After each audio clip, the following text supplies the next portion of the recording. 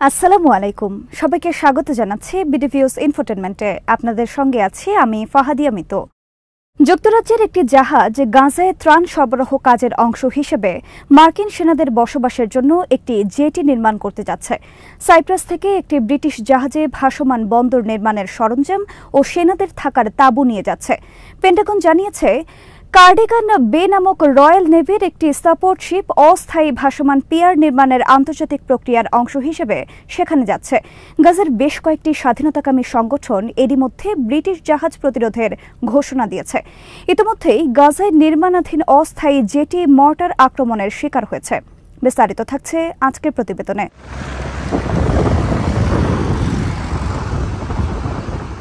যুক্তরাষ্ট্র ও যুক্তরাজ্য দাবি করছে, অস্থায়ীভাবে জেটিটি নির্মাণ করা হলে গাজায় প্রতিদিন ৯০টি লোডেড ট্রাকের সমপরিমাণ আন্তর্জাতিক ত্রাণ সহায়তা সুবিধা পাবে।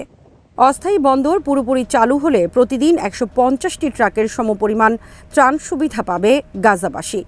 যে ত্রাণগুলো ব্রিটিশ জাহাজে করে আসছে সেগুলো সাইপ্রাসে আগে পরীক্ষা নিরীক্ষা করা হবে, এরপর সরাসরি অথবা ইসরায়েলের আশদোদ বন্দরের মাধ্যমে গাজায় পৌঁছে দেওয়া হবে।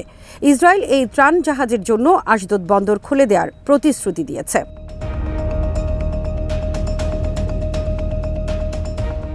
ব্রিটিশ প্রতিরক্ষা মন্ত্রী গ্র্যান্ট শ্যাপস বলেছেন, গাজার জনগণের কাছে ত্রাণ পৌঁছানোর জন্য এই রুটটি স্থাপন করা খুবই জরুরি। যুক্তরাজ্য এই মানবিক প্রক্রিয়ায় গুরুত্বপূর্ণ ভূমিকা পালন করতে যাচ্ছে। তবে এই রুট স্থাপনের আসল উদ্দেশ্য নিয়ে নানা মহলে সংশয় রয়েছে। জাতিসংঘ জোর দিয়ে বলেছে, গাজার মানুষ খাবার ও চিকিৎসা সরঞ্জামের সংকটে মারাত্মকভাবে ভুগছে। এই ঘাটতি পূরণের জন্য নৌপথের চেয়ে বরং স্থলপথে মানবিক ত্রাণ সরবরাহ বৃদ্ধি করা বেশি প্রয়োজন।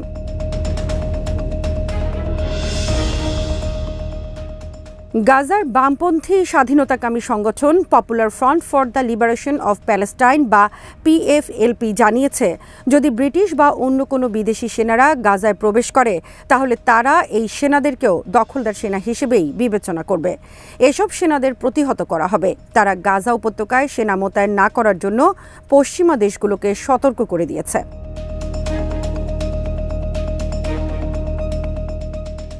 BBC জানিয়েছে, ব্রিটিশ সেনাদের গাজায় মোতায়েন করা হবে যাতে তারা একটি অস্থায়ী বন্দরের মাধ্যমে গাজাবাসীকে জরুরি ত্রাণ সরবরাহে সহায়তা করতে পারে। অস্থায়ী বন্দরটি অবশ্য যুক্তরাষ্ট্র নির্মাণ করছে।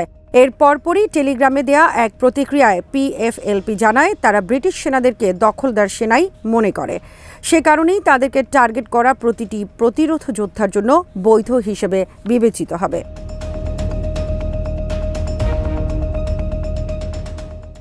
Popular front for the liberation of প্যালেস্টাইনের বিবৃতিতে আরও বলা হয়, ব্রিটেন ফিলিস্তিনি জনগণের বিরুদ্ধে যে ঐতিহাসিক অন্যায় করেছে ফিলিস্তিনের মানুষ তা কোনোদিন ভুলবে না।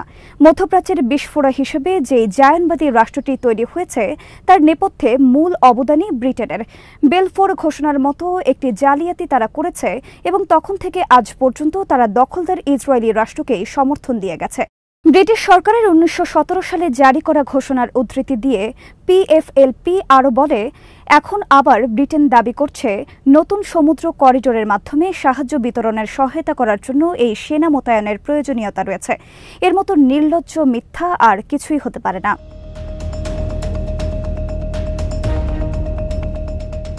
PFLP বলছে, নতুন করে একটি ঔপনিবেশ স্থাপন এবং জায়নবাদী দেশকে টিকিয়ে রাখার উদ্দেশ্যে এই বিদেশি সেনারা স্থায়ীভাবে থাকার জন্য গাজায় আসতে চাইছে। যদি তারা সত্যি ফিলিস্তিনি জনগণকে ত্রাণ দিতে চাইত তাহলে তারা সবার আগে আগ্রাসন বন্ধ করত, গাজার বিরুদ্ধে আরোপিত অবরোধ তুলে নেয়ার এবং ফিলিস্তিনি ব্যবস্থাপনার আওতায় স্থল ক্রসিংয়ের মাধ্যমে এসব ত্রাণ পৌঁছে দেওয়ার চেষ্টা করত।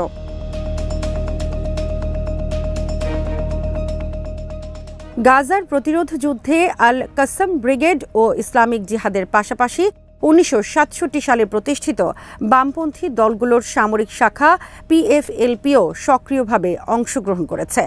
ইসরায়েলি সেনাদের ওপর হামলা চালিয়েছে।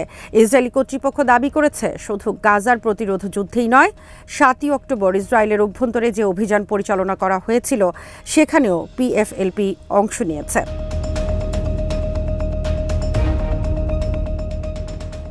এদিকে গাজার সমুদ্র উপকূলে মার্কিন মেরিটাইম কর্মকর্তারা যে ত্রাণ করিডোর নির্মাণ করছিল সেই স্থানটি ফিলিস্তিনের স্বাধীনতাকামী যোদ্ধাদের হামলার শিকার হয়েছে। ইসরায়েলি একটি সূত্র বার্তা সংস্থা এপিকে এসব কথা জানিয়েছে। ইসরায়েলি সংবাদ মাধ্যম i24 জানিয়েছে, নির্মাণাধীন জেটিতে হামলা হয়। সে সময় ঘটনাস্থলে বেশ কয়েকজন জাতিসংঘ কর্মকর্তাও উপস্থিত ছিল। হামলায় বেশ কিছু নির্মাণ সরঞ্জাম ক্ষতিগ্রস্ত হয়েছে। একজন এই হামলায় আহত হয়।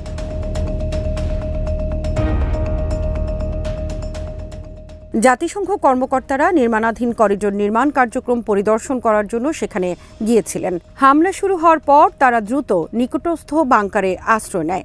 কিছু সময় পর তারা বেরিয়ে আসে এবং পরিদর্শনের বাকি কাজ শেষ করে। উপস্থিত ত্রাণকর্মীরা অবশ্য দাবি করেন, তাদের ধারণা মর্টারটি তাদের উদ্দেশ্যে নয়, বরং পার্শ্ববর্তী ইসরায়েলি সেনাদের টার্গেট করেই ছোড়া হয়েছিল, কিন্তু ভুলক্রমে তাদের উপরে চলে এসেছে।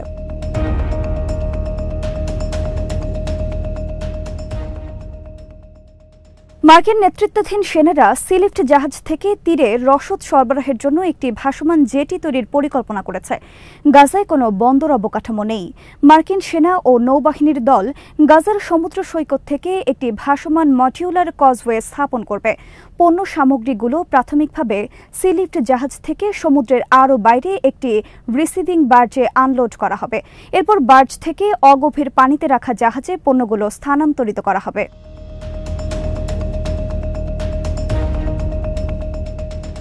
হোয়াইট হাউস বলেছে, আমেরিকান সেনারা গাজায় কোনো ধরনের সামরিক অভিযানের সাথে জড়িত হবে না। তবে যারা গাজায় এইড করিডোর তৈরির পরিকল্পনা করেছিল, তাদের সকলেই মর্টার হামলার সাম্প্রতিক ঘটনায় বেশ উদ্বিগ্ন।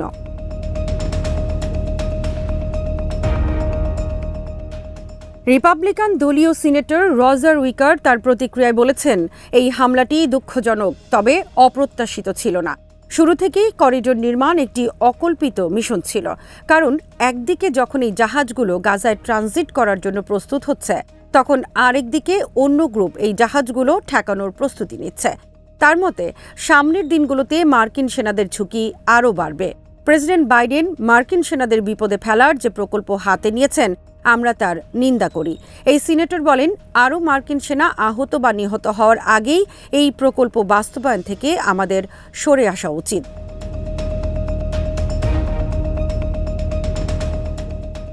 উইকার সহ রিপাবলিকান সিনেটরদের একটি অংশ অবশ্য আগে থেকেই সিলিফট পরিকল্পনার সাথে দ্বিমত করে।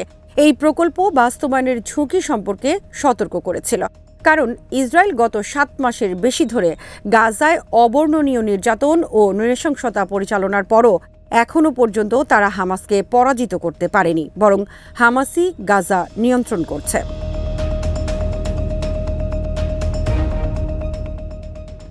গাজায় নতুন করে মোতায়েন হতে যাওয়া মার্কিন সেনাদের অরক্ষিত করার একটি পরিকল্পনা হামাসের থাকতে পারে বলেও এই সিনেটররা বহু আগে থেকেই সতর্ক করে আসছিলেন। মানবিক সহায়তা প্রতিষ্ঠানগুলো সমুদ্র পথে সহায়তা পাঠানোর এই প্রক্রিয়ার যৌক্তিকতা নিয়ে আগে থেকেই প্রশ্ন তুলেছিল, কারণ গাজায় প্রতিষ্ঠিত যে স্থল রুট রয়েছে সেগুলো যদি পুরোপুরি চালু করা যায়, তাহলে সামুদ্রিক পথের চেয়ে বরং এই পথেই মানুষের কাছে দ্রুততম সময়ের মধ্যে ত্রাণ সহায়তা পৌঁছানো যাবে।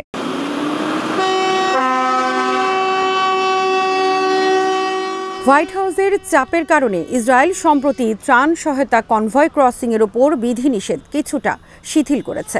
জাতিসংঘ গাজার মানুষকে দুর্ভিক্ষের ঝুঁকির বাইরে রাখার জন্য এনজিওগুলোকে মানবিক কার্যক্রম আরও বাড়ানোর অনুমতি দিয়েছে। জাতিসংঘ এই আশঙ্কাও প্রকাশ করেছে, যদি যুক্তরাষ্ট্র ও যুক্তরাজ্য মিলে সমুদ্রপথে এইড করিডোর স্থাপন করে, তাহলে এতে করে ইসরায়েল যেমন রাজনৈতিক সুবিধা পাবে, তেমনি স্থলপথে ত্রাণ সরবরাহ প্রদান কার্যক্রমও স্তিমিত হয়ে যাবে।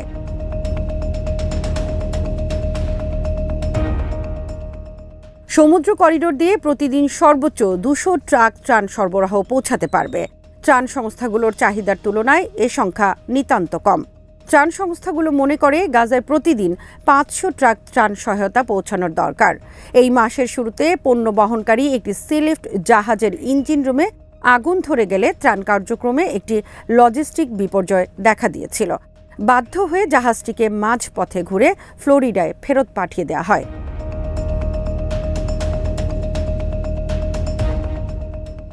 বিশ্লেষকরা বলছেন, গাজায় সাহায্যের নামে ব্রিটিশ ও মার্কিন সেনাদের অবস্থান প্রতিরোধ যোদ্ধাদের টার্গেটে পরিণত হবে। এর ফলে গাজা যুদ্ধ নতুন রূপ নিতে পারে। ইতোমধ্যে প্রতিরোধ যোদ্ধারা তারই ইঙ্গিত দিয়েছেন।